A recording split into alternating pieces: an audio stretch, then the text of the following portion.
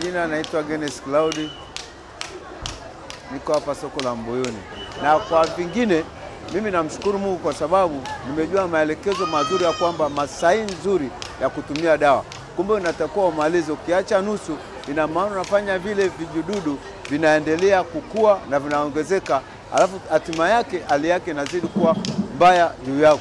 Kwa hiyo inalazimu kila mtu atumie dawa kwa wakati sahihi na alipopangiwa na daktari. Kama ni mara moja kwa siku, mara moja kwa siku. Kama ni mara tatu kwa siku. Kuhusu kubakiza dawa kumpa mtu mwingine, jambo hilo sio sahihi kwa sababu zile dawa zilikuwa za matumizi yako wewe mwenyewe. Zilikuwa za matumizi yako wewe mwenyewe, utakiwa umpe mwenzako dawa.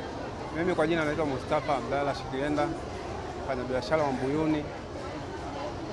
Hususani mimi nashauri wenzangu wasitumie dawa bila kupima, hususani kwenda kwa dokta kumuona. Elimu niliyojifunza, sitaweza kutumia dawa bila kupima.